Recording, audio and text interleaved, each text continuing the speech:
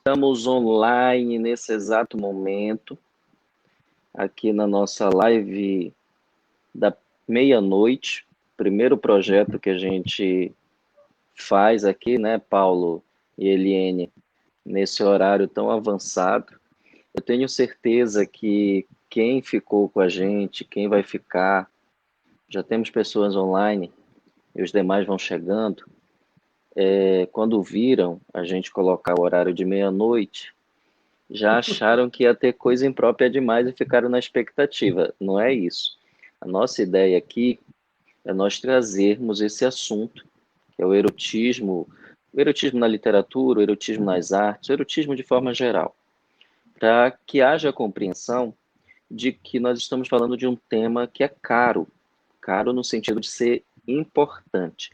Eu estou falando assim meio sussurrado, porque o pessoal na minha casa já está dormindo, então eu tenho que fazer uma live hoje já assim, uma voz aveludada, sabe? Aquela voz de FM, AM, programa romântico, Good Times, aquela voz mais, entendeu?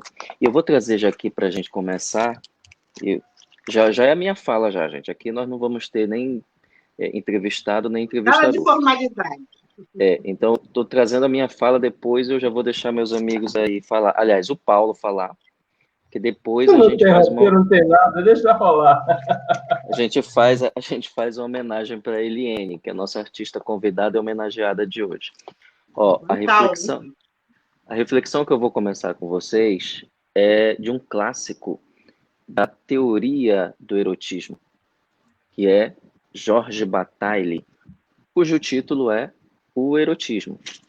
Ele diz aqui, isso não é nem o texto do livro, isso aqui é o prefácio, a apresentação que ele fez do livro. Ele escreveu uma coisa aqui muito interessante, olha. Não penso que o homem tenha alguma chance de emitir alguma luz antes de dominar o que o apavora.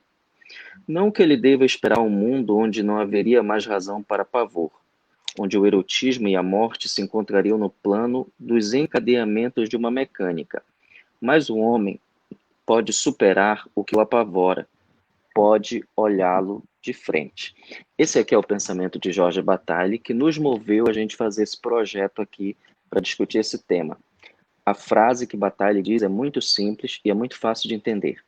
Nós não podemos dominar aquilo que nós não conhecemos. Bataille está falando aqui do erotismo. Está dizendo, olha, como é que as pessoas vão dominar isso se elas não conhecerem, se não discutirem, se não conversarem sobre, se não teorizarem, se não trouxerem para a luz isso que, de certa forma, parece que fica sempre escondido ali na sombra, não pode falar, ninguém pode tocar, entendeu? É uma coisa que ninguém... Bataille diz, não, tem que trazer para a luz, para a gente poder dominar, tá? Porque se a gente não conhecer, a gente não vai dominar. Começo com esse pensamento. E meu amigo Paulo Maué já pode tocar o dele aí. Boa noite, gente. Senhores, prazerzão de novo. Eliene, prazer te conhecer um pouquinho do teu trabalho.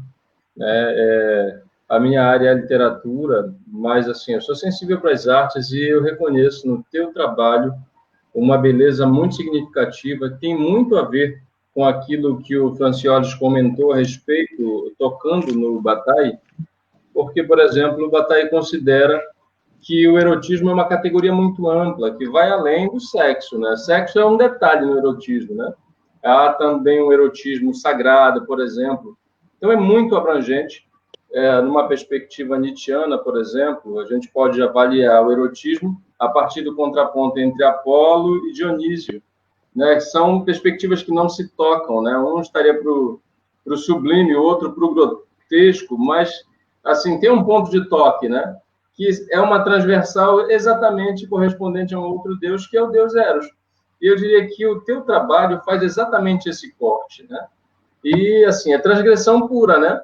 Esse quadro que está aí atrás de ti é só uma ilustração disso que eu estou comentando, né? Mas já começa com o teu nome, né? A gente conversava, quando o Francioles me falou que tu eras a convidada, e ele me falou, olha, é com a Eliene. Aí eu fiquei, bom, tá bom.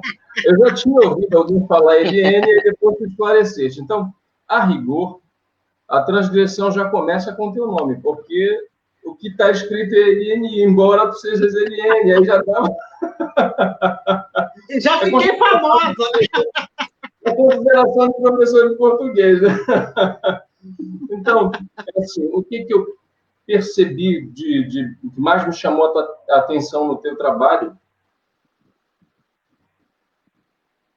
foi o contraste em algumas em que tu dás assim uma certa ambiguidade no sentido de que o corpo é uma vestimenta e a vestimenta é um corpo, é um negócio assim muito muito curioso, me chamou muito a atenção por conta da presença do corpo em ilustrações de roupa.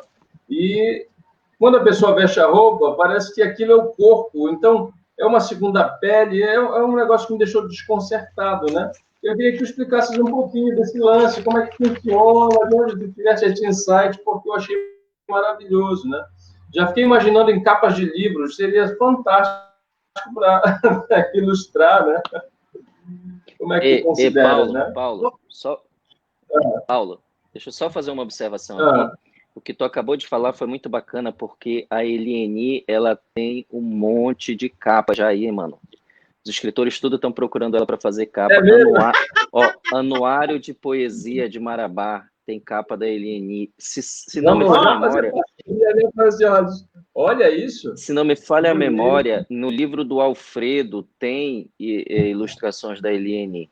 Então, ela casa muito bem com a literatura. Eliane, tá contigo a bola. Bom, no bom boa sentido. Noite a todos. Boa noite a todos que estão nos assistindo. Obrigada, Francioli, por esse convite. Prazerzão em conhecer online, né, o professor Paulo Maués. Logo estaremos tomando vinho no espaço aqui do meu ateliê, brevemente, né, com certeza. E eu quero parabenizar vocês, por essa iniciativa muito bonita, né? Para mim, assim, é uma honra imensa participar e sendo convidada. Olha que ultimamente eu estou sendo muito convidada, que bom. Eu estou sendo famosa antes de morrer. Em 98, a Lina disse para mim, a Lina Ribeiro, quando eu participei de censura, Eliane, Van Gogh ficou famoso depois de falecer, não vendeu uma obra, e você já vendeu, está famosa. Assim, para mim, é só para descontrair, porque, assim, fica um pouco, o artista, ele é muito solitário, ele briga, ele discute com a sua tela, com a sua obra, né? Aí eu que digo que eu me casei com a arte, porque a arte é tudo para mim. Ela que me dá essa leveza, ela que deixa a minha pele aveludada. Eu que falo, né? Então, para mim, é uma honra imensa falar com vocês. Estou deixando o nervosismo para um lado, eu estou aqui ao lado dos universitários, qualquer coisa eu peço uma ajuda, mas é isso mesmo, né? Então, eu fico assim, muito feliz por esse convite e falando com vocês duas feras, né? Da literatura, e sabendo eu que o meu trabalho está sendo explorado, isso que é muito, muito legal, porque geralmente, quando você trabalha independentemente de qualquer coisa, você não está preocupado se a sua obra vai ser vendida, se a sua obra vai ser reconhecida. O importante é que você, no final de tudo, você sente aquele alívio, e assim, é como se fosse uma espécie de um gozo. E isso que o artista tem a tela dele acabada. Como é que você sente quando eu terminei de gozar? Então, a tela está pronta. E eu fico feliz e parabenizo também o Francioli, porque essa obra, que eu vou mostrar para vocês, ela faz parte do meu acervo, né? Essa obra, ela mostra a mulher que quer ter uma liberdade. Ela tem um parceiro, que o parceiro só se preocupa com ela, falando um pouquinho, porque falar da obra é muito difícil. Eu vou falar no momento do meu processo, porque meu processo de criação muitas das vezes eu vou lá para o meu espaço, começo a tomar meu vinho e começa a fluir. Quando fui convidada para fazer essa exposição, que foi Nós, o Soluço que Desata, aí vem para o ímpar, sempre a disputa da mulher com uma outra mulher, e sempre ela querendo ter essa liberdade, o desejo. Muitas das vezes tem mulher que, entre quatro paredes, ela é simplesmente uma puta, porque ela quer extravasar todo o seu sentimento, são os desejos dela. Muitas das vezes ela casa com um homem que o homem trava todos os desejos dela. E o pensamento dentro dessa redoma é o marido. Não sei se estão ouvindo. Alô? Sim, pode continuar. É o pode marido, continuar. é o marido que quer que a mulher seja uma santa.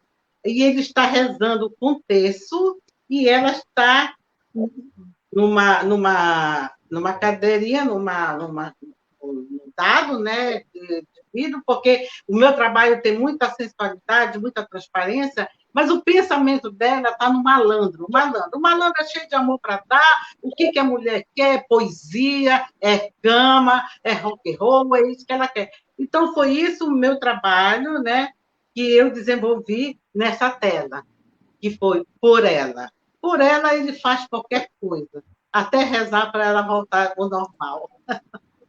Olha, Paulo, eu não lembro direito o que foi a pergunta que você fez, porque eu já vou eu também já nem lembro. Apreciando essa resposta, já estou no outro lance. Quando Paulo, o senhor mandou para mim essa imagem, que seria do anúncio do nosso momento aqui, né?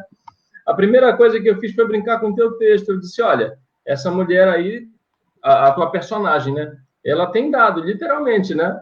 Porque todas as imagens são ilustradas em forma de dado, né? É o dado da conta grande e tal. Então, no final das contas, é um lance muito curioso. Veja, você brinca com as formas, né? A gente brinca com as palavras.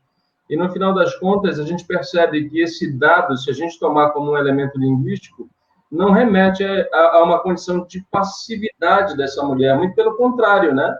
Ela é que decide dar ou não dar, né? E os dados estão aí lançados, literalmente. Enquanto o marido reza, o dado está, né, jogando dado. Vamos ver qual é. Está na mão do outro, né? Mas eu acho que, muitas das vezes, o pensamento ele é muito mais importante do que você está fazendo. Porque você imagina, se você não tiver uma imaginação fértil, você não vive, porque é isso que faz você viver, né? É trabalhar. E muitas das vezes, quando eu vou fazer uma exposição, eu produzo independentemente de exposição. E, de repente, eu sou convidada, ultimamente, eu fico até feliz porque eu sou mais convidada do que mandar pauta. E isso é legal. Então, quando eu me dei conta, desde criança, eu já trabalho com arte, né? Eu comecei a desenvolver nos anos 80 e ser reconhecida nos anos 90. Quando eu comecei a tomar, comecei a dizer, do que eu fazia, do que eu chamava atenção, de cada exposição minha que eu produzia, ela me trazia um diferencial, mas mantendo esse fio condutor, falando do universo feminino. Então, vinha muito lado. E as pessoas perguntavam, Eline, teu trabalho é erótico? Ah, mas era uma ofensa, queria bater na pessoa. Não, é só sensual, não é erótico. É igual a mulher que quer dar, não quer dar, pega a perninha, não, só a cabecinha, quando vê, ela está dando tudo. É mais ou menos isso. Eu chegava em casa da galeria, eu dizia, mas disse que o trabalho é erótico. Então, eu não estou vendo erotismo, eu estou vendo sensualidade. E quando acaba, ela estava cheia. E ela se identificava, ela chegava, Eline, tu leste a minha alma, ou glória. Eline, porque isso que... Aí, então, eu ficava assim, muito feliz. Então, a minha primeira exposição individual foi em 1998. Foi de um prêmio, o primeiro espaço que eu ganhei no CCB. e fiz uma exposição, Suburbano Coração. E foi a primeira vez por Sem Censura. Aí eu estava lançando a minha exposição, abrindo a exposição Suburbano Coração e Fafá de Belém.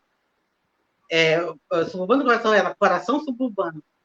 Eu com a Fafá de Belém, no Sem Censura, não deu para ninguém. Era só riso e muito papo, muita conversa, e foi muito divertido.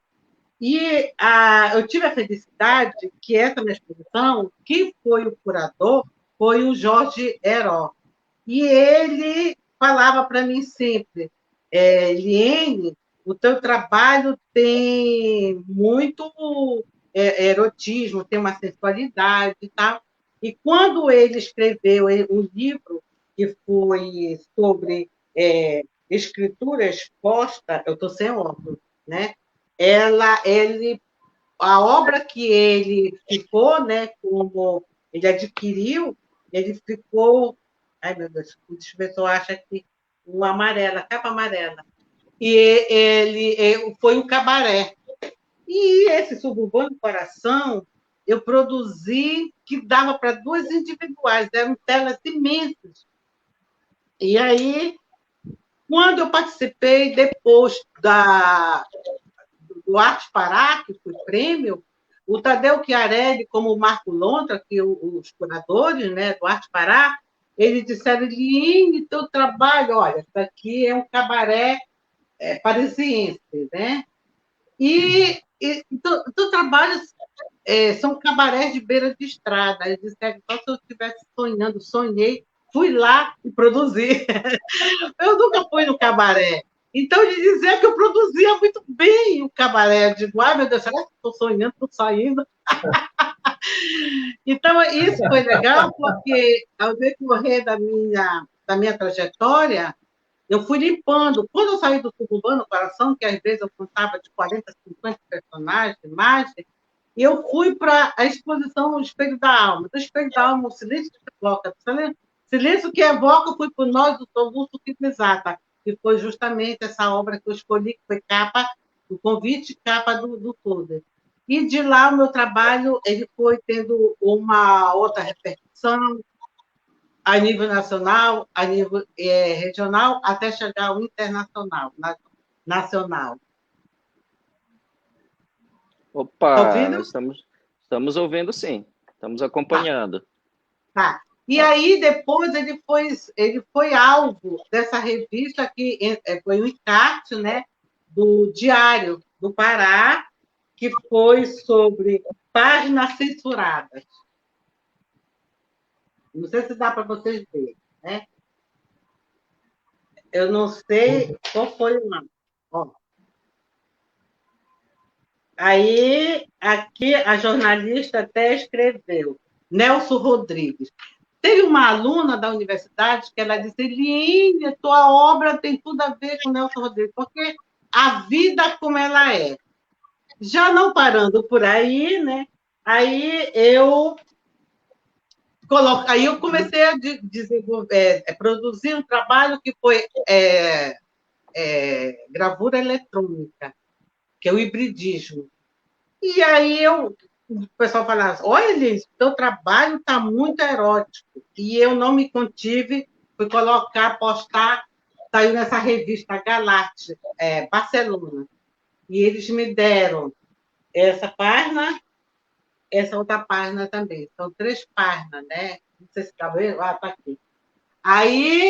E aí o meu trabalho não parou por aí. Saí 2 revistas da Leão Moreira, né?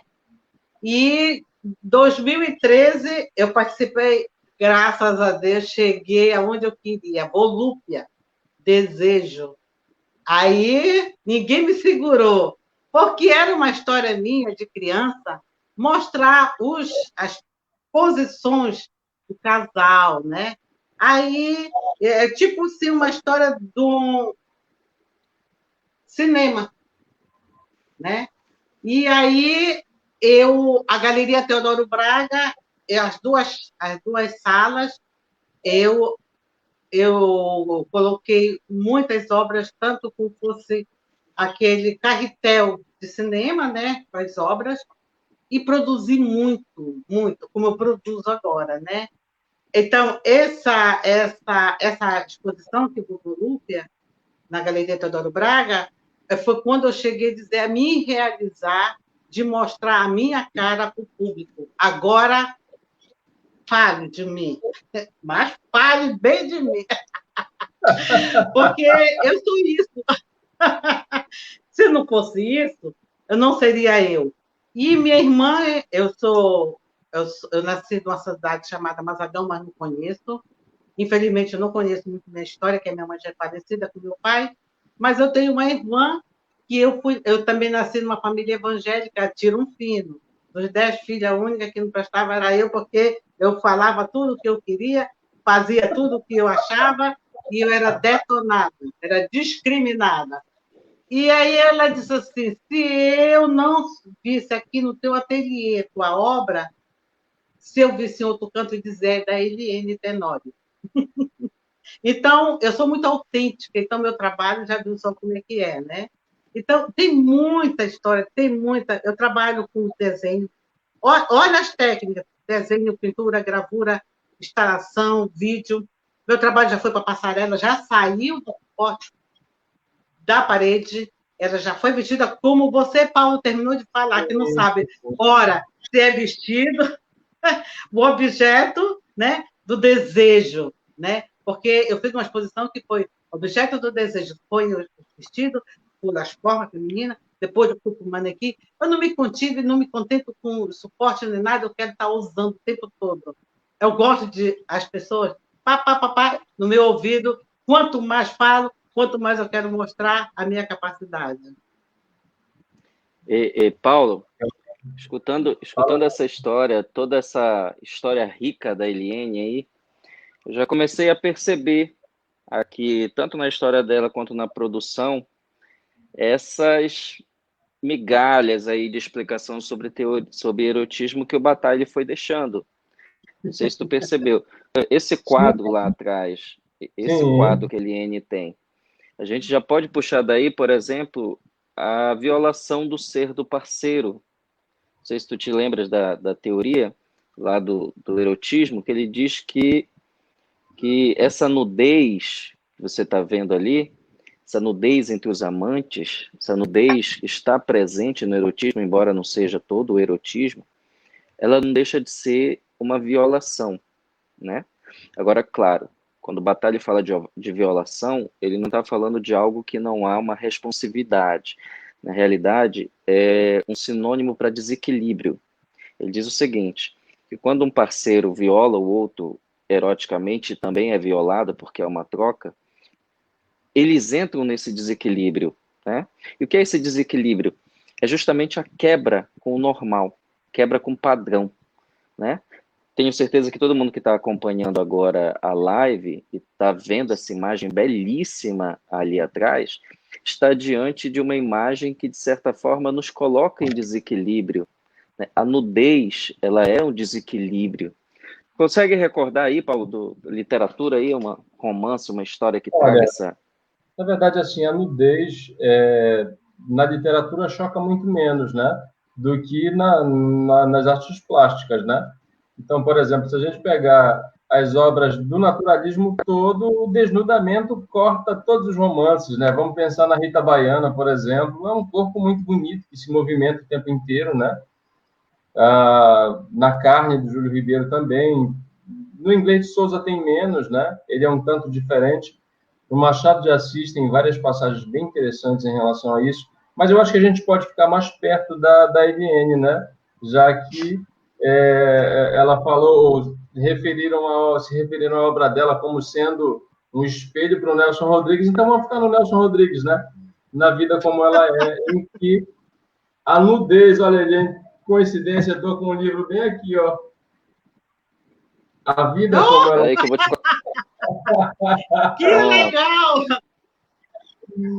Olha, e assim, o Nelson Rodrigues realmente tem algumas coisas em comum contigo.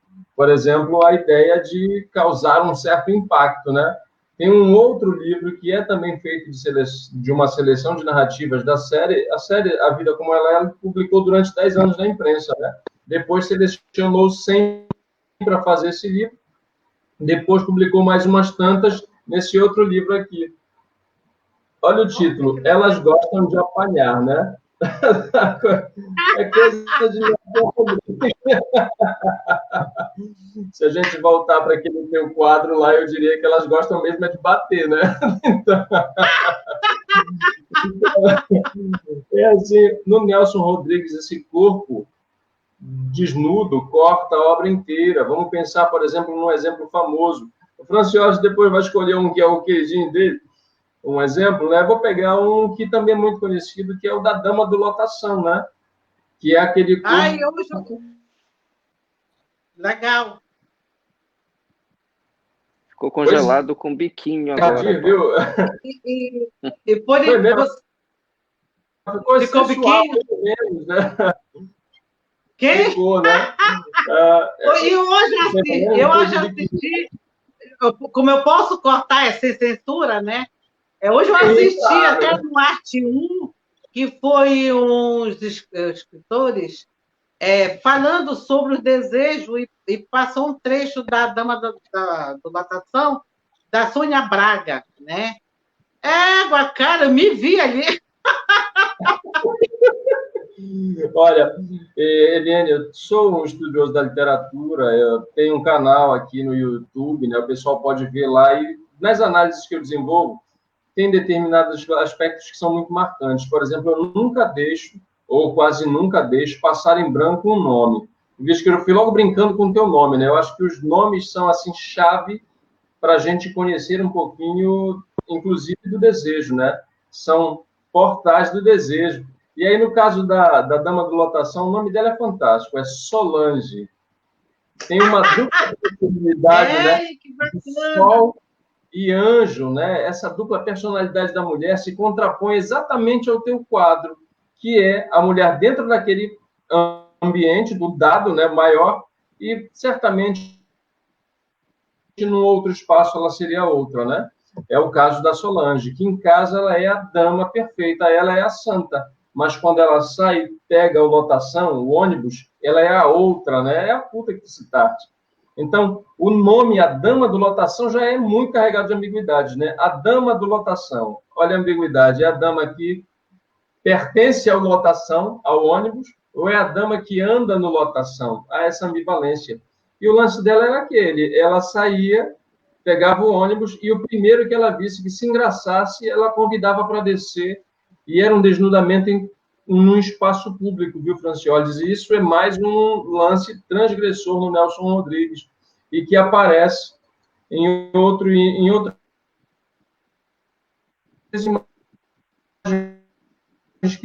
que eu recebi, achei muito curiosas, envolvendo essa exposição num ambiente mais público. Por exemplo, é a mulher de biquíni. A mulher não coloca biquíni para ficar escondida, né? Ela vai realmente para o espaço público. E eu achei muito interessante as combinações, né? É o sutiã combinando com o sapato, é o sapato combinando com a calcinha, e os óculos escuros, né? Então, tu vês que tem sempre camadas e camadas tentando esconder, mas, ao mesmo tempo, mostrando. Isso caracteriza o erotismo. É um jogo de esconder e mostrar. Eu acho que o que te incomodou bastante em relação à classificação que as pessoas fizeram a princípio do teu trabalho como erótico foi uma provável confusão com a pornografia, que não tem nada a ver com o que tu fazes. Eu acho que a pornografia é que realmente a ideia da pornografia que, de certa forma, te incomodou um pouquinho. Mas o trabalho é erótico e o erotismo não precisa ser escancarado e exposto ao extremo. Às vezes, uma letrinha pode carregar o erotismo, né? Então, por exemplo, personagem com uma letra S. Deixa eu cortar e pegar... Deixa eu cortar e pegar a deixa do Paulo aqui, só para complementar antes da Eliane trazer. É o seguinte, Paulo, o pessoal olhava para a arte e olha para a arte da Eliane e também para o livro do Nelson Rodrigues. Vamos buscar outro aqui, Rubem, o Rubem que acabou de morrer, Rubem Braga, se não me falha a memória. Rubem Alves. O Rubem Fonseca também, né? Rubem Fonseca. Todo mundo que trabalha a literatura, vamos dizer, mais ardente, e as pessoas costumam encontrar o erotismo naquilo que o artista fez.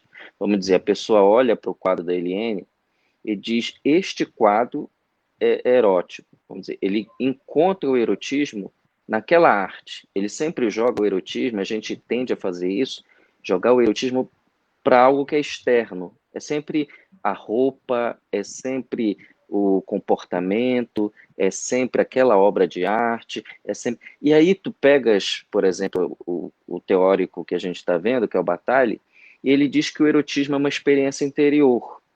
Ou seja, cada um tem sua própria experiência com erotismo. Então, quando ele olha, por exemplo, para o quadro da Eliane, e ele é despertado pelo erotismo, ele vê erotismo naquilo, foi uma experiência interior que a obra da Eliane despertou no cara. Só que ele pega e não reconhece esse erotismo nele próprio e começa a julgar a obra. E joga, é como se fosse um ombro largo. Aquilo que a gente escreve, o que a gente produz para o mundo, o cara joga para cima da gente. E nem se toca que aquela arte conseguiu dialogar com o erotismo que estava no cara, o erotismo que estava na sociedade. Aí tu pegas hoje a sociedade e a sociedade começa a crucificar, a apedrejar certas manifestações artísticas ditas eróticas, e não há essa discussão da pessoa se perceber como erótico. Que se não houvesse essa potência erótica nela, aquela obra de arte não teria como conseguir dialogar com ela. Então, é muito bacana, Eliane, perceber isso. Toda vez que alguém diz, a tua arte é erótica, não, amigo, é porque a minha arte conseguiu falar com o teu erotismo. Tá? Tem um erotismo, tem um erótico dentro de ti que eu consegui atingir. Então, seja, antes de tu me culpar, te culpa. Te culpa. Tu participas comigo disso daí. Queria falar, Eliane, pode falar. Fica à vontade. Você falou uma coisa assim, muito interessante. Eu, quando comecei a postar as minhas obras eróticas na rede social, né, que é o Facebook, eu fui... Olha, eu perdi a conta de quantas vezes eu fui bloqueada. Já estava... Até no Instagram fui bloqueada. Eu não posso falar, eu já ia falar outra palavra. Então, quanto mais eu era bloqueada, mais o meu trabalho ia ficando mais forte. Está entendendo? E um dia eu já estava a pé da vida, e em sala de aula eu estava... passei uns 20 anos ministrando oficina na Fundação Curro Velho, e também em outras instituições, e falavam muito da minha obra. E também... Olha, Eline, você está postando muito trabalho pesado. Eu, pesado? Como assim pesado? Porque até agora não me pesou nada. E assim, e fora as cantadas que eu pegava no mês, né? E eu, poxa, voltava a me mostrar o tamanho, eu digo, meu Deus do céu, você está confundindo a minha obra comigo. É muito engraçado isso. O artista que trabalha, né, com erotismo, principalmente mulher, olha, eu completei 66 aninhos de idade, com uma cabeça de 15 anos. Tu imagina, cada vez que passa, mais eu vou evoluindo. Daqui a 70 anos, que não vai demorar muito, né? Daqui a 4 anos, estou fazendo 70 anos. Olha a minha cabeça. Aí eu não vou poder expor mais aqui no Brasil. Porque em 2008, fiz uma exposição em Wiesbaden, né, na Alemanha, na Galeria Belle-Postal, foi Obsessão. Eu e o curador, que era o alemão, né, o Bra, e a gente montando a exposição, e eu estava vendendo obra. Então, eu vendi 90% ou 95% de obra. Aí terminou, passei um mês lá na Alemanha e tal, feliz da vida, cheio de euros e tal, né? E ele virou e disse assim para mim, olha, a próxima vez pegou minha orelha rolou, vou puxar sua orelha, não me traz mais trabalho, a não ser se for erótico. Aí eu fiquei assim, aí eu vi, quando eu voltei, né? Mas quando eu entrei no Arte Pará, eu fui premiada, peguei o segundo grande prêmio, meu trabalho é erótico, botaram todos os pênis para cima, as vaginas para o outro lado. E eu queria ver. É muito engraçado isso. Por falar nisso, é como a cabeça das pessoas são. Recebi umas pessoas em casa e a minha casa, na realidade, ela é uma galeria. Começa do pátio ao quintal. Minha casa, minha cozinha e o meu quarto, né?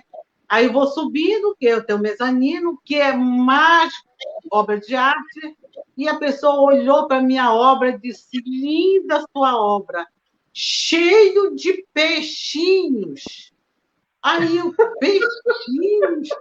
Aí você não é aquário, eu não fiz peixe. Sabe o que era? Eram os pinizinhos, tudo que era um porcelê estilizado, né? Aí eu olhei e disse: onde que tem o peixinho? Mano, vai mexer com cabeça de artista logo. Mas que bom, né? Que pelo menos ele viu peixe. Acho que ela era fã do Fagner, né? Não tem a música? Quem me dera ser um peixe para o seu limpo do aquário mergulhar. Então deve ser esse peixe fálico que ela viu. Isso mesmo. Eu acho que isso é muito legal. E, assim, para falar em peixe, eu, em 2002 para 2003, nessa época eu presidia a Associação das Artes do Pará, e foi a história que eu estava saindo para a Fundação Curro Velho para dar aula, né?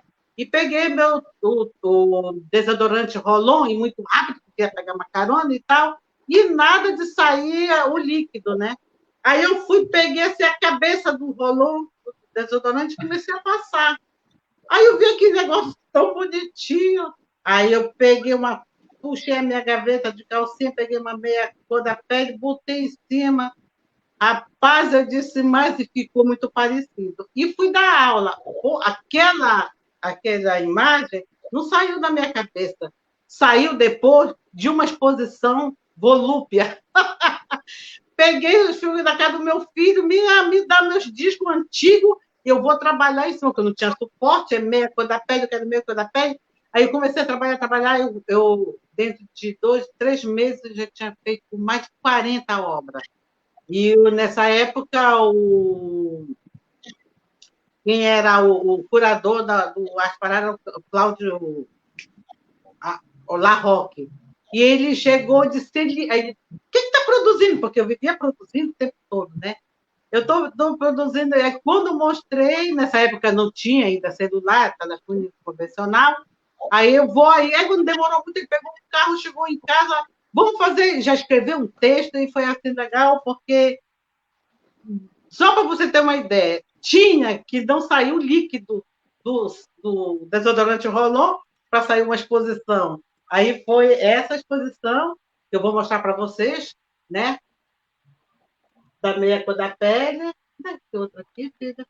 Aí foi aqui também, mas eles estão escondidinhos. Todo costurado. Aí ele veio com a soltura, né? Aí vai muito, não dá para ver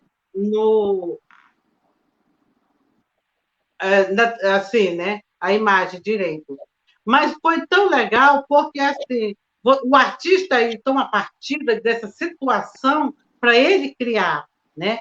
Então eu fui pegar o material, porque hoje meu trabalho é muito de pesquisa, de ousadia, de material e suporte o tempo todo.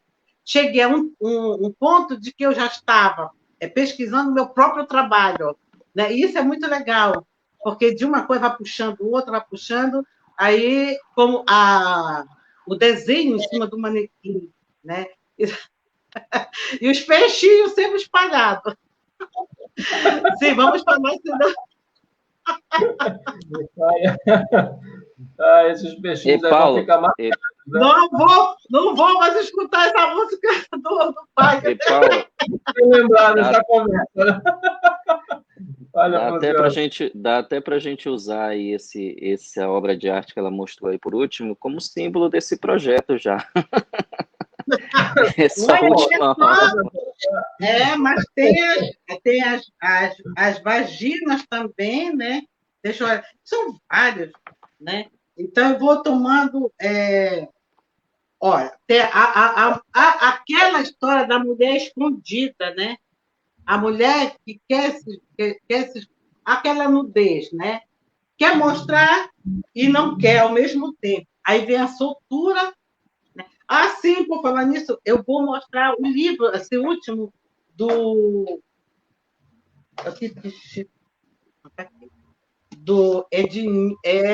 o nome dele é Edenilson. Olha, da onde veio parar a camisa? Eu fui para a academia, né?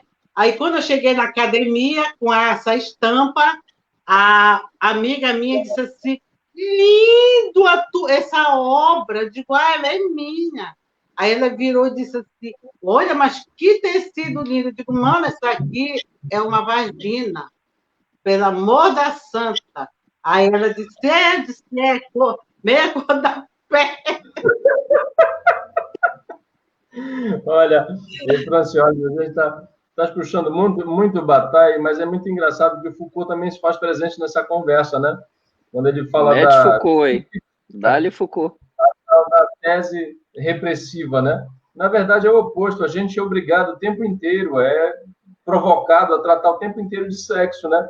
É só a gente ver na propaganda o que tem aí nesse tempo de verão, a moda praia é o tempo inteiro ver bunda, gente. Então, o teu trabalho não tem nada assim de escabroso, de nada disso. O tempo inteiro a nossa sociedade está vendo isso. Apenas tem um discurso falso moralista aí que faz de conta que não, que é isso aqui não faz parte da cultura, isso aqui é depravação, coisa do tipo. Quando, na verdade, eu que digo que o meu trabalho é um erotismo, uma sensualidade bem sutil. Imagina que eu fui pega no caminho dizendo, tu para de colocar aquelas coisas no Facebook. Eu disse, mano, imagina se tu conversasse comigo meia hora, tu ias morrer. Mas é muito engraçado, eu gosto muito disso. Eu acho que a arte tem que ser assim, né? Eu tenho que dizer, Eliane, olha, vê muito bem o que tu vai falar. Eliane, vê muito bem o que tu vai mostrar. Eu disse, não vou mostrar nada. Quem me dera se eu pudesse mostrar o que está aqui na cabeça. Tem uma outra coisa engraçada que eu não quero perder por falar nisso. A minha neta hoje, ela já é formada em arquitetura, mas quando ela era criança, ela vinha com os amigos dela brincar em casa e ela entrava já olhando para as paredes e dizia assim, Brida, a tua avó coloca esses trabalhos na parede. Olha, a cabeça da criança não era nem nessa época tão assim, né? Explícito, né? Aí ela dizia assim, por quê? Porque é muito erótico. Ela dizia, não, nós estamos acostumados, a minha avó nem chama a atenção da gente. A gente sabe que isso é arte. Então, isso foi muito importante da cabeça dela. Eu nunca cheguei com filho, nem com neto, né, para dizer que era. E eles mesmos, dando conta, convivendo comigo na minha produção. Ora, eu trabalhava na cozinha, eu estava para fazer amor com as obras em cima de mim na cama, e produzir, era tudo espalhado, aquela confusão.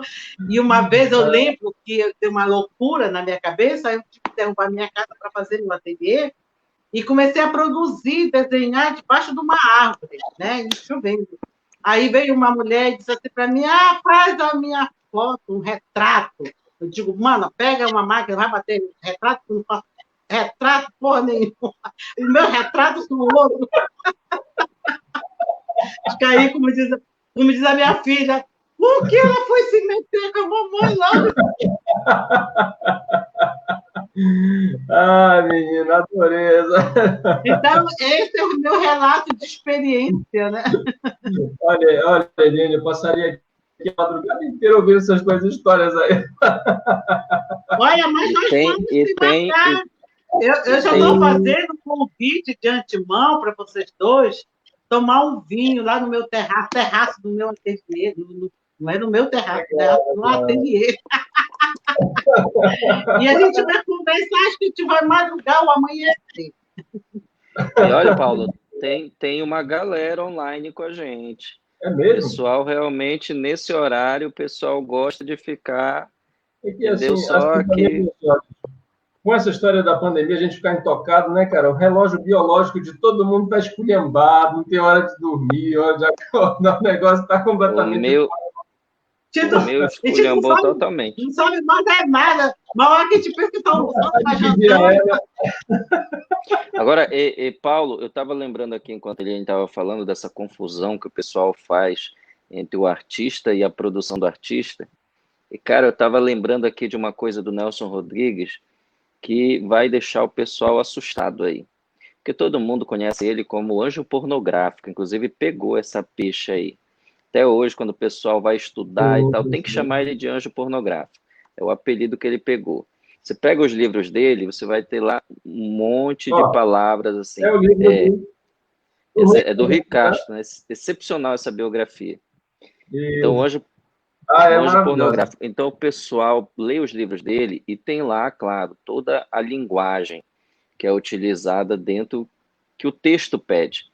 Mas, cara, ele nunca foi adepto a falar, por exemplo, palavrões no dia a dia. Ele não usava. Palavrão, Ele não falava. Ele não falava. Assim, comercial, em casa e tal. Ele no não máximo falava. olha, isso é um abacaxi. Mas ele escrevia. Aí o pessoal pega isso e diz, então ele deve falar também na vida real, né? Mas não, o cara não falava, o cara não gostava de falar disso, mas usava na arte dele. Então, às vezes, o que a gente está expressando na nossa arte não tem nada a ver com o nosso dia a dia, nosso cotidiano. Gente, arte, e aqui eu vou pegar a tese de batalha, é também uma forma de transgredir. Olha, só para vocês entenderem, interdito e transgressão, que o Paulo até começou a tocar nesse assunto ainda agora. Regra e quebrar regra. Elas não são antagonistas. A gente acha que é assim. Não, a regra, o proibido e o que não é proibido, o interdito e a transgressão são inimigos mortais. Aí vem o erotismo e diz o seguinte, que eles não são inimigos mortais. Dentro do erotismo, eles são complementares. Um precisa do outro. O interdito, para ser interdito, precisa da transgressão. E a transgressão, para ser transgressão, precisa do interdito. E aí eu vou lembrar, Paulo, aqui o seguinte, o pessoal até pode pesquisar aí depois no Google, tem uma reportagem que saiu do Fantástico há uns 15 anos atrás, da filósofa Mosé, onde ela abordou a questão do interdito e da transgressão, como é que funciona no erotismo. E é muito bacana que ela pega sabe aqueles brinquedos de parque, que você chega a uns 20 metros de altura, aí te joga do nada, assim, queda livre. Ela diz, olha, gente, quando chega lá em cima, né? Chega lá em cima, ela olha para a câmera e diz, gente, olha, o ser humano não consegue viver o tempo todo no padrão, o tempo todo organizadozinho, o tempo todo no interdito. Ele precisa também transgredir às vezes, mas ele quer ter segurança nessa transgressão. Então, olha esse brinquedo aqui onde eu estou. Esse brinquedo é o seguinte, esse brinquedo seria a vida. Eu quero transgredir, eu quero sentir a adrenalina desse brinquedo, mas eu também quero ter segurança. Então, essas alças que estão me protegendo aqui é a minha segurança. E aí ela dispara, cai com tudo, pá! Ela diz, olha, isso é erotismo. É esse jogo entre o que pode e o que não pode. E se vocês prestarem atenção no relacionamento amoroso, que descamba para o ato sexual em si, ele é assim também. É aquele jogo do casal, pode, não pode, isso pode, isso não pode, isso não... E vai esse jogo entre o casal. Isso é o erotismo. Então, interdito e transgressão, gente, são complementares. A sociedade tende a rejeitar a transgressão, privilegiar o interdito, mas a verdade é que o interdito vai precisar da transgressão. Ninguém consegue andar na linha o tempo todo. Você vai precisar dessa transgressão, isso falando no sentido, lembrando que Bataille não diz que erotismo é apenas o ato sexual, tá? Erotismo pode ser tudo. Eu disse isso naquela nossa live, Paulo, que se você chegar no meio da rua e der um grito, todo mundo vai te olhar assustado, porque você transgrediu uma normalidade. A arte, ela tem essa capacidade de ser essa transgressão que as pessoas precisam. e as pessoas nem se tocam. Olha, Franciosa, isso que tu estás falando fez lembrar muito do Max Martins, né? Que tem na concepção poética dele um lance muito erotizante, quando ele pega aquele poema que é, para aproveitar um trocadilho, é seminal, né? Do Man and Woman, que é copulétera, né? Um man, um homem, um M, né, de man, e o W de mulher, de woman. Então, copulétera, está escrito embaixo. Então, isso é poesia pura, é erotismo puro. Uma letra vai copulando com outra, que vai copulando com outra. É uma suruba de letras, né? No final, nós... Olha, tu falou do Max agora, e eu lembrei, cara, eu lembrei o seguinte, eu lembrei de uma professora em sala de aula que falou uma coisa muito bacana do Max. Vocês sabem que o Max, ele fazia poesia concretista, né? Aquela Sim, poesia que era a imagem. É isso que tu acabou de dizer, da sobreposição. Aí a minha professora, no meio da aula, disse, olha, gente, uma vez, o Max Martins estava dando uma palestra no UFPA e apresentaram um poema dele, assim, passou na tela. Era um poema muito simples, tinha uma palavra lá, qualquer, uma forma, e tinha um ponto embaixo da palavra.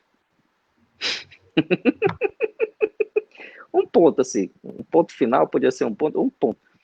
E depois que terminou a palestra, um aluno levantou. Professor, quero perguntar, o que significa aquele ponto naquele poema que passou no slide? Aí a professora disse, olha, o Max Martins pegou um copo d'água, deu uma bebida, olhou para o perguntador e disse, olha, é um ânus, meu filho. É um ânus, aquele pontinho, é um ânus. Eu quis falar, é um ânus, só isso. Não foi a palavra ânus que ele usou. Eu tô contemporizando aqui. Ele usou uma outra. Cloaca é que não foi, né? Só para lembrar do nosso grande poeta Max Martins aí. Olha aí, o Jojoca tá na área, né, meu irmão? Tá acordado, rapaz.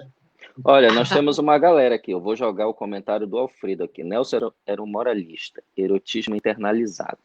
A arte deve ser sempre amoral. Viva Eliane Tenório. Oh! Olha, esse comentário do Alfredo é bacana, porque era isso mesmo. Na verdade, o Nelson Rodrigues era, digamos, reacionário, né? E quando ele expunha essas barbaridades, entre aspas, lá na obra dele, era no sentido de denunciar e para elevar, digamos, o nível de normalidade. Né? A ideia dele era basicamente essa, não tinha essa... Ele era muito mais um folclore, né? Criou-se um folclore em relação à imagem dele do que propriamente... Ele não era um pervertido, né? Olha, tem uma pergunta do Alfredo aqui que eu vou jogar para todos nós aqui. Cada um de nós responde. Erotismo libera? Sinceramente, eu não sei o que o Alfredo diz que se libera. Depende, Alfredo. Tem que ser mais específico. Eu comprei com o Alfredo, rapaz. Tem que ser mais específico. Eu entendi o que o Alfredo quer dizer. Se ele libera. Olha, eu me lembro aqui de uma frase do Mário Vargas Llosa sobre o erotismo, que ele disse o seguinte, que apenas as sociedades mais desenvolvidas intelectualmente são capazes de discutir o erotismo. Por que ele falou isso? Ele disse, olha, se vocês forem ver sociedades que são menos desenvolvidas, os caras levam tudo na graça. Vai falar de erotismo, aí começa o risinho, começa o deboche, pensa que já é pornografia, pensa que não sei o quê, e aí ninguém discute o assunto a sério. Portanto, lembrando aqui da frase do Mário Vargas Llosa, é preciso um alto nível de intelectualidade para conversar sobre isso de boa. Se vocês olharem os gregos faziam isso. Os gregos sentavam e tratavam o erotismo como uma parte presente ali da vida, da sociedade. Eu não tinha esse negócio de demonizar ou de monstrualizar a coisa que mais se pratica no mundo. Como é que vai monstrualizar a coisa que mais se pratica no mundo? Vamos entender bem simples. Você tem o erotismo. Isso daqui é a batalha. Se você tira o erotismo, da relação sexual, a relação sexual homem e mulher se torna semelhante a um coito de animal. Isso aqui é a batalha. O que diferencia o ato sexual homem e mulher do coito do animal? É a presença do erotismo. É a capacidade de você nem sequer tocar o corpo da parceira ou do parceiro, e mesmo assim você ter essa potência dentro de você, que é despertada, que não precisa nem estar próximo, você pode estar a quilômetros de distância, mas essa potência do erotismo é despertada. Quando a gente olha para o mundo animal, eu imagino, não tem como entrar na cabeça de um cachorro, mas eu imagino que o cachorro não vai se imaginar cenas eróticas com uma cadela que está do outro lado da cidade. Mas o ser humano é capaz. Daí porque quando a gente começa a discutir o erotismo, a gente começa a entender que dá para conversar a sério sobre ele, dá para a gente trazer para a mesa de discussão, a gente começa a se libertar, sim. Começa a se libertar dessa visão preconceituosa e cheia de tabu que a sociedade vai construindo. Então, quando a gente tira o tabu, e o tabu é pura paixão, voltamos, não tem nada de racionalidade, é pura paixão, a gente acaba se libertando, sim. Acho que a sociedade precisa discutir sobre isso para a gente ir quebrando alguns estereótipos que a gente tem. Essa é a minha resposta. Vou passar aqui para meus colegas. Como eu sou um cavalheiro, Eliane, você quer responder primeiro, meu bem? Você é um cavalo? Como é que é o nome? Eliane, é o seguinte, as pessoas fazem uma ideia do erotismo sempre associando ao ato sexual em si, mas uma mera sugestão de sexualidade que já incide uma transgressão, um diálogo com o desejo, que é outro conceito-chave para a gente entender o erotismo, já é o suficiente para haver realmente a presença do erotismo. Então, por exemplo, eu pesquiso o erotismo nas obras literárias, mas, assim, eu também trabalho com lendas amazônicas, e as lendas são, assim, um campo aberto para a presença do erotismo. Vamos pensar no Boto, na Iara e tal. E eu faço questão de imprimir essa perspectiva na minha abordagem, independente de qual seja o objeto, seja uma lenda, seja... Enfim, se tiver, eu faço um recurso. Então, no outro dia, um aluno... A gente está dialogando aqui com uma artista plástica, né? Então, um aluno me perguntou, ele observou isso, que toda vez que eu escrevia a palavra Iara, eu fazia isso com um Y. E aí, mas professor, por que no livro do fulano de tal está com I? Aí você só escreve com Y, por que isso? Aí eu disse para ele, isso é pensar plasticamente, né? Que o Y representava melhor o que era Iara. O que é Iara? A composição feita a partir de duas palavras, né? I, que é água, e Iara, senhora, senhora das águas, né? Então, é uma mulher. E aí eu disse para eles, tem que ser com Y, porque é no Y que a gente vê o corpo feminino. E ele não entendeu. E aí eu desenhei a silhueta, rabisquei, né? A silhueta do corpo feminino em torno do Y. Eu disse, bem no centro em cima, olha, bem aqui tem um umbigo. Pá! Não era o ânus lá do Maximus, era o umbigo. Aí ele, mas rapaz, e se colocar com I? Rapaz, se colocar com I, agora eu vou ter outra resposta. Eu vou dizer assim mesmo, olha, vais conversar com a Eliane Tenório, que ela vai te mostrar o rolon. Esse é o... Mas já, a resposta já está. É um falo, né? O I é um pênis, não é uma mulher, né? É o delta de Vênus, né? Então, para vocês visualizarem como realmente o erotismo é um campo aberto para a transgressão, e se é um campo aberto para a transgressão, não existe erotismo sem transgressão, é um campo aberto para a liberação daquilo que está reprimido, né? Em todos os sentidos. Né? Pergunta para ti, Maués. Responde aí, Olha, eu joguei na tela. Alfredo, esse conto eu já analisei lá no canal. Missa do Galo, do Machado de Assis. Gente, o que acontece? Geralmente, quando o Machado de Assis chega às escolas, ele é apresentado não como Machado de Assis, que é um autor muito afiado, aproveitando o trocadilho, né? Mas como o Machado de Assis. as pessoas não exploram, ou às vezes por pudor mesmo, viu, Eliane, a potencialidade do Machado de Assis. Então, por exemplo, no Missa do Galo, é um flerte entre um rapaz de 17 anos e uma mulher de 30 anos. Esse 30 anos já é balzaquiano, já tem muita insinuação erotizante, né? E aí, o que acontece? Ele fica distraído, lendo, esperando a hora de ir à Missa do Galo, ela entra arrastando as chinelinhas para chamar a atenção, já tem um lance de transgressão, ela é uma senhora casada, vai conversar com um rapaz adolescente na calada da noite, o marido tinha ido para a casa da outra, né, para o teatro. E aí, tem uma hora, ela fica cercando, né? Tem uma hora que ela senta diante dele e passa a língua nos lábios. E aí tem uma vírgula que é fatal, vírgula, para umedecê-los os lábios.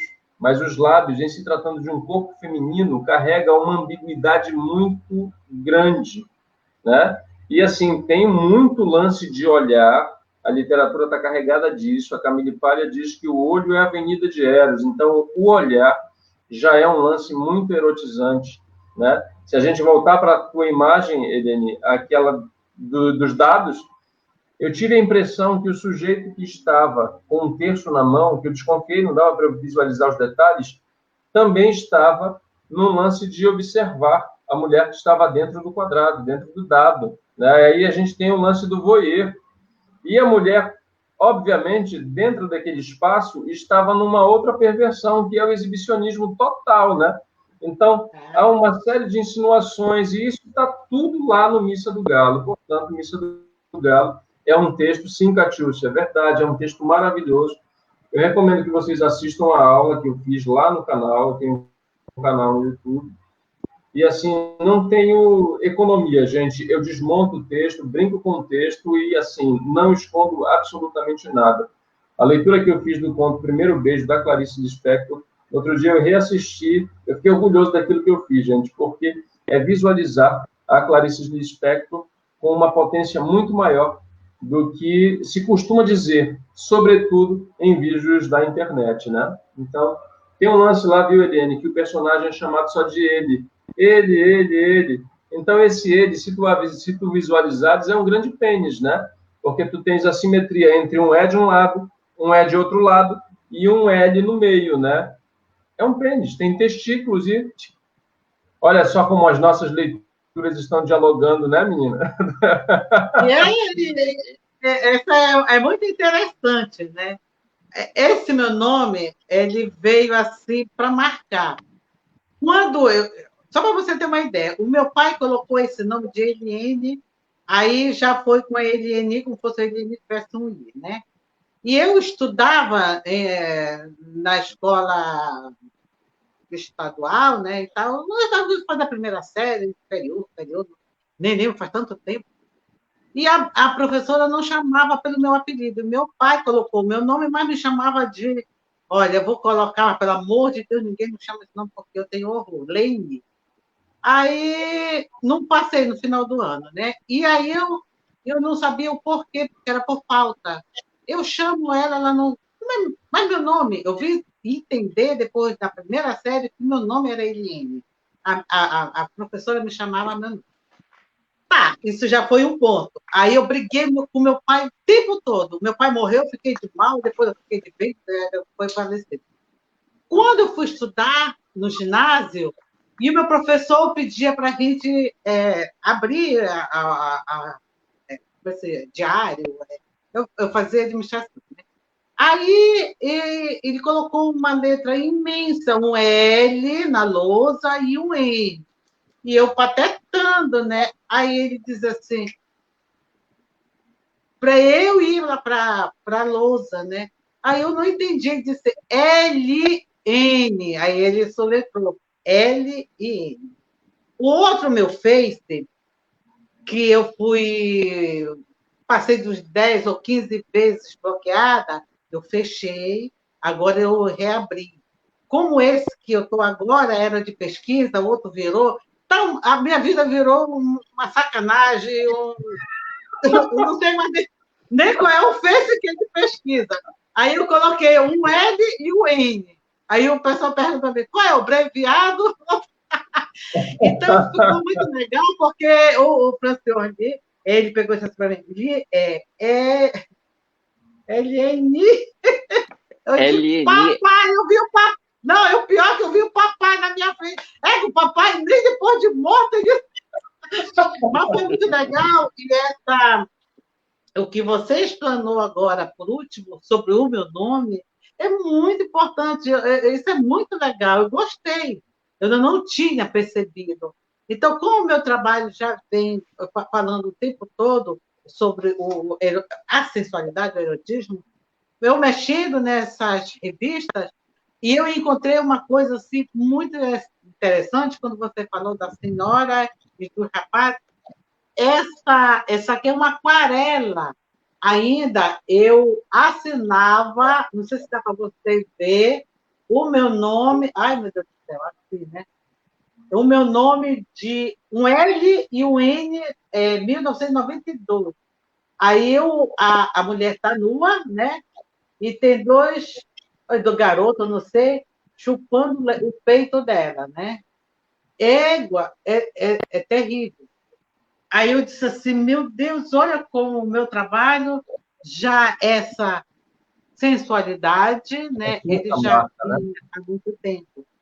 Mas o mais engraçado é que com meus 7, 8, 9 anos de idade, eu trabalhava muito com a argila, ele já estava presente. Eu gostava muito de produzir, né, essa parte íntima, tanto da mulher quanto de homem. Eu já era uma criança ainda, eu já tinha pensamento longe. Eu acho que a arte, ela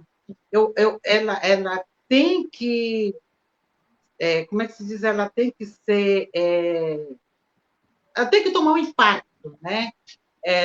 O proibido ele está sempre presente no meu trabalho, da mulher não querer mostrar o corpo totalmente, como você terminou de falar, a roupa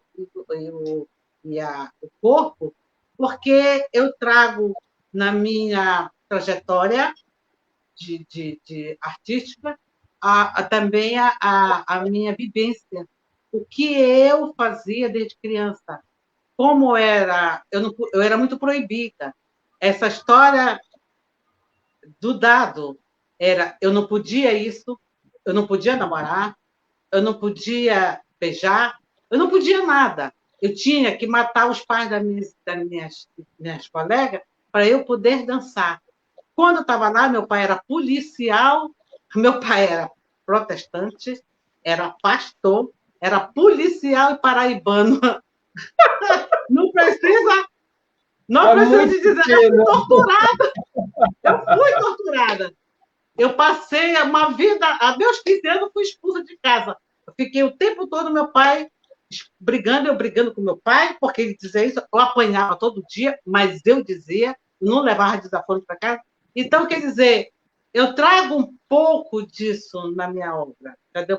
Só para vocês terem uma ideia. Não falo só de todas as mulheres.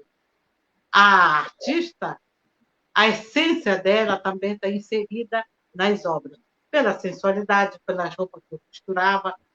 Meu pai era da Guarda Territorial, então a roupa dele tem muito do meu trabalho da pele, né, que era o caque, e eu produzia os retalhos de pano nas pernas das calças, e eu produzia minhas roupas. Não via que esse negócio de comprar roupa pronta, feita, porque eu não. E a partir daí, o meu trabalho, como já era produzido, eu mesmo costurava, e era um pouquinho assim, era sensual. Era saia de um palmo, eu era bem magrinha, imagina, né? Cabelo comprido, descendente de Índia, né? E chamava um pouquinho de atenção naquela época, né? 13, 14, 15 anos, né?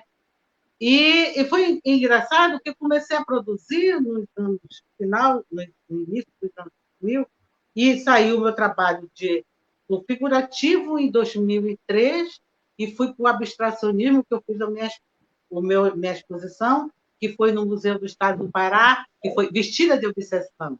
Extraí esse nome da música do Cartola, a Senhora Tentação. E quem escreveu foi a Lídia Souza, uma arte educadora. E daí ela veio em 2019 para Passarela. Só para você ter uma ideia como o meu trabalho evoluiu, né? Eu já, desde criança, pintava meus vestidos, eu fazia as minhas roupas, as minhas melindrosas, né? Então, eu não sei se já perceberam que eu gosto muito de flores, de rosa no cabelo, por aqui. Então, isso já veio desde criança. Eu tenho 2 filhas, eu tenho 3 netas. A última neta que puxou um pouco para mim, mas as minhas filhas não têm nada a ver, meus filhos não têm nada a ver comigo. Eu acho que eu sou a única mesmo, só diferente. Mas isso é legal porque eu venho trazendo para a minha obra. O Valério Silveira, ele ia escrever um caderno sobre arte, né, para a escola que ele dava aula. E ele passou 5 anos visitando o meu ateliê. E ele falava de mim, tu fala de ti, teu trabalho é erótico. Eu só faltei dar um pau nele, briguei com ele, dizia que não aceitava. Depois que eu ia à casa Sobral, ele, teu trabalho tem tudo a ver contigo. E esta mulher, uma moça perguntou, e essa mulher que tu tanto fala? Aí eu olhei para ela, é dela mesmo, ela fala dela. E muito engraçado isso, porque você, em pouco tempo que nós estamos conversando, você já percebeu isso. Paulo, Olha, gente, eu Eliene, parte desse lance aí de eu associar ao personagem da Clarice Lispector, identificada pelo ele, e tu viste que tem no teu nome esse pronome, né? É um anagrama, o ele está aí, né? No ele e ele. Mas se tu observares, o que eu faço? Eu analiso os personagens em contraponto com as obras, né? Mas se tu observares, o teu nome todo é erotizante. Aí tu vais precisar sentir isso no teu corpo, né? Quando tu citares o nome inteiro, Eliene Tenório, tu vais observar que há um movimento muito insinuante na língua, né? Que é isso, né? E aí eu não preciso explicar, né? Já fica... Já entendi. Senhores, eu vou ter que brochar nossa live agora e dizer que a gente já está com 1 hora, então já está na hora da gente deixar o povo ir dormir e a gente também ir dormir. O povo não vai dormir, Franciosa, o povo vai sonhar. Paulo, ainda bem que não é censurado, é porque está acabando na mesma hora, né? Eu quero ver se vai ter gente aí com poluição noturna aí de manhã. Só quero ver que voltem aqui para comentar. Venham comentar aqui depois se tiver. Eliene, vamos fazer o seguinte. A Catiúcia, a professora Catiúcia, deixou uma pergunta aqui para você. E aí você já pode responder e fazer suas considerações finais. Aí depois segue aqui eu e o Paulo, e aí a gente segue e já encerra. A pergunta da Catiúcia é a seguinte: Eliene Tenório, qual recado você poderia dar para as mulheres destes tempos? Elas têm que ousar mais, procurar mais a liberdade, não se deixar ninguém tolir a sua vontade, né? Praticar mais o que ela sente vontade de fazer, porque isso é muito importante, porque se a gente for deixar que qualquer coisa de deprime, de poda, isso a gente não vai conseguir nada. Eu acho que eu tento passar isso para o meu trabalho. Eu queria até frisar rapidamente, pegando esse gancho, que a Rita de Cássia, ela escreveu 2 textos e 2 exposições minhas, né?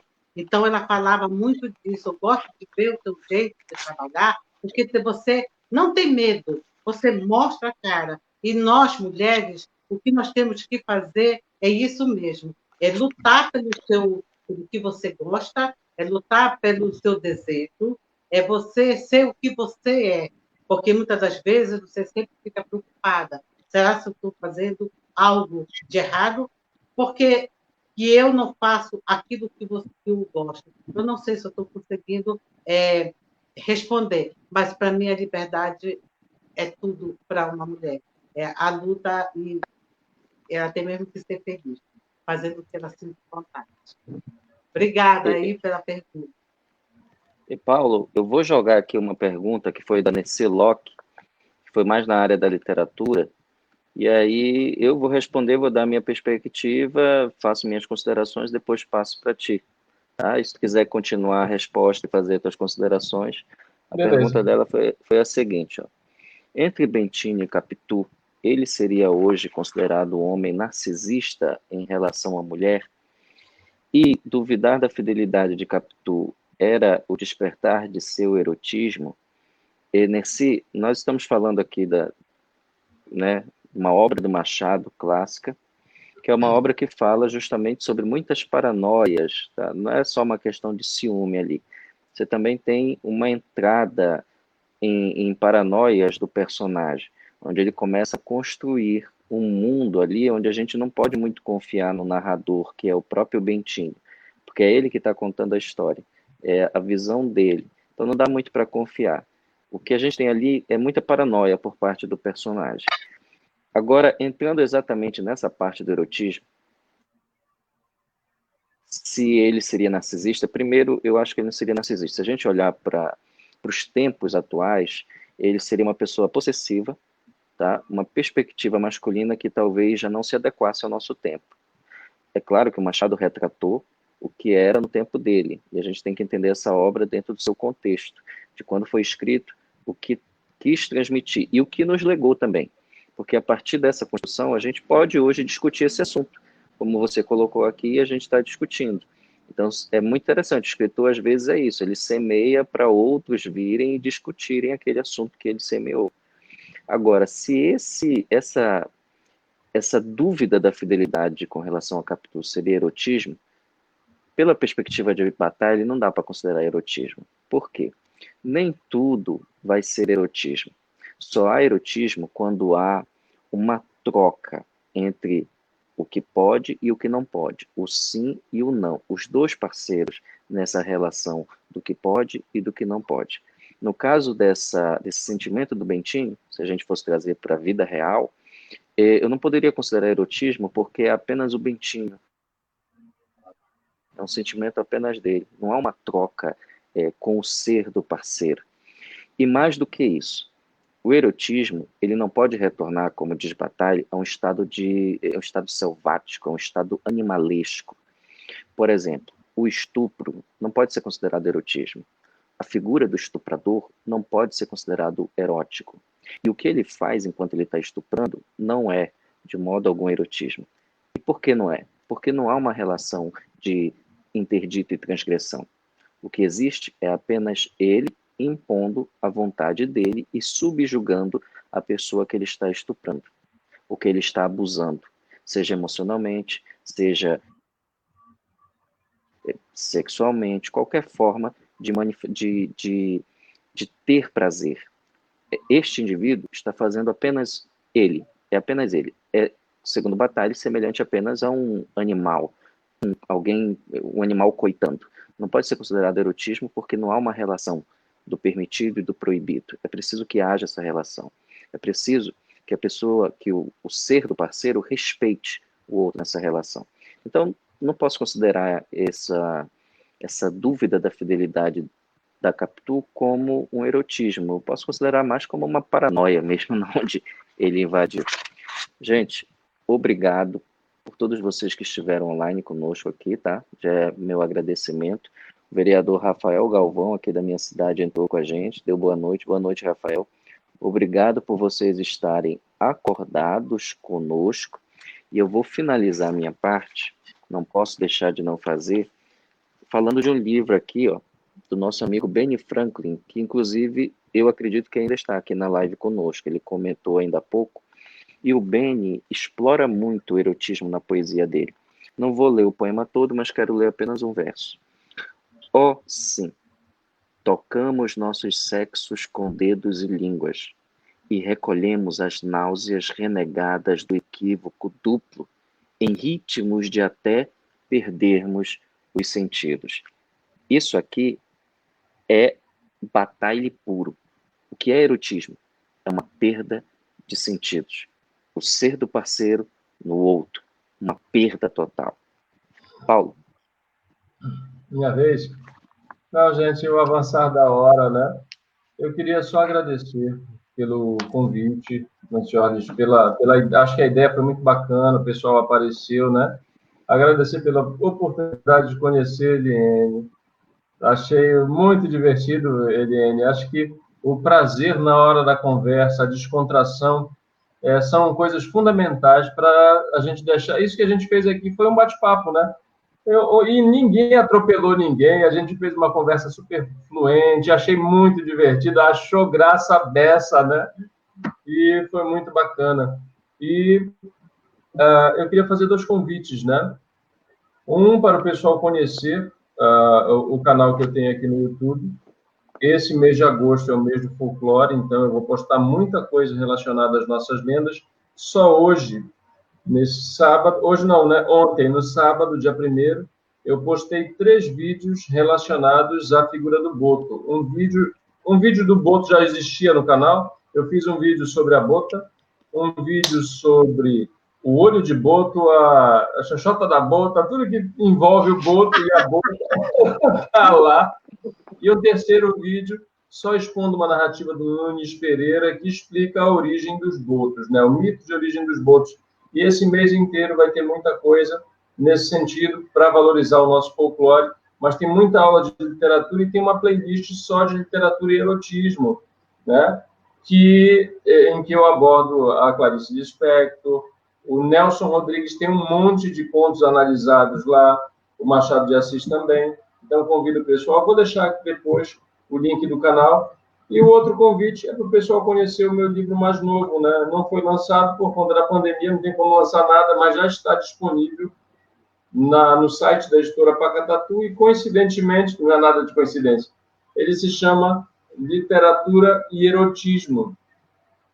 Eita. Essa é a capa, né? E aí o pessoal vai... Espera aí que eu vou dar destaque aqui. Mostra aí de novo. Né? Literatura e Erotismo, gente, é sobre 2 contos do Inglês de Souza. Um é o Acauã, muito conhecido, e o outro é o Baile do Judeu, em que aparece um boto. Tá? Muita literatura e psicanálise, né? O Bataille está aqui, viu? Francioles. Então, gente, quem tiver interesse e curiosidade de aprender um pouquinho mais a respeito de uma análise mais aprofundada em relação ao erotismo, a aplicação de teóricos do erotismo e da psicanálise, muito freudiano isso aqui, na literatura, convido a ver esse livro, está lá no site da Pacatatu. Depois a gente se encontra para autografar. Né? Agora, então é isso, Paulo... Já é bom dia, né? Bom dia. Paulo, vai ter uma segunda? O pessoal quer saber. Não, a gente já tem aí. Acho que tu tens que anunciar como mestre de cerimônias e o sujeito que partilha do chapéu, né? O nosso próximo parceiro aqui, né? Olha, nós vamos dividir esse projeto em 2. Então, em agosto, na primeira quinzena, a gente ainda não tem o dia, mas vai ser na primeira quinzena, nós vamos ter... Mas a gente já está na primeira quinzena, cara. É verdade. Mas olha, até o dia... Sabe qual é o problema, Paulo? Ficou uma confusão com relação à meia-noite. A meia-noite é de que dia? Olha, gente, meia-noite é sempre do dia seguinte, tá? Então, deu 00 hora, é sempre do dia seguinte. Então, até o dia 15 a gente faz essa segunda rodada e nós vamos ter aqui o Alfredo Guimarães Garcia com o livro de Eros, que é um dos nossos autores que trabalha o erotismo aí. Não sei se vai ser no nosso perfil ou se a gente vai fazer lá no Estante Cultural, a gente não vai decidir. Mas a gente avisa vocês. Agora, Paulo, surgiu um nome que eu nem falei contigo, deixa eu ver se tu concorda.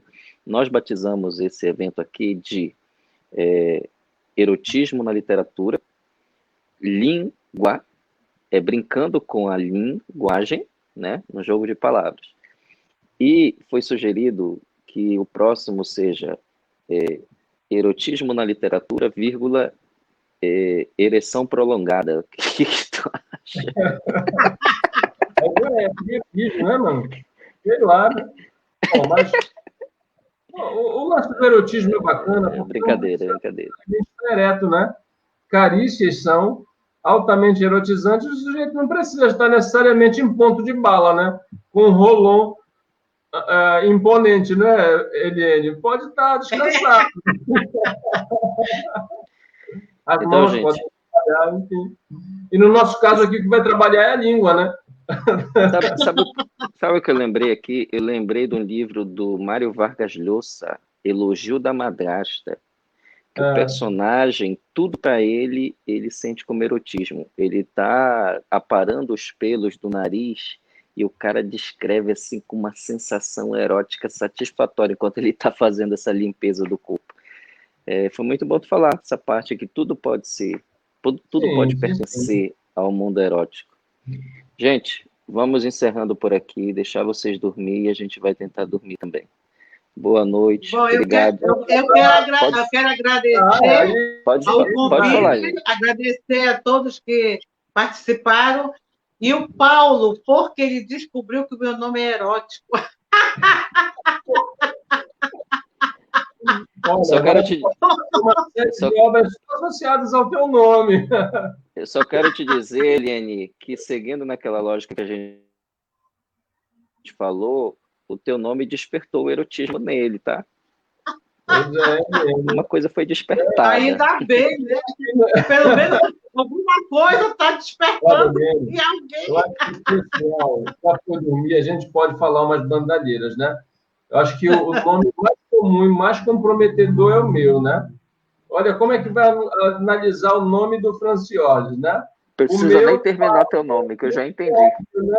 Então, é bom não analisar. Gente, bora-se embora. Gente, já tá bom, abraço, né? Gente. Um abração, povo. Muito Uma grato. Boa noite. Boa noite. Beijo para todos, para vocês também. Oh,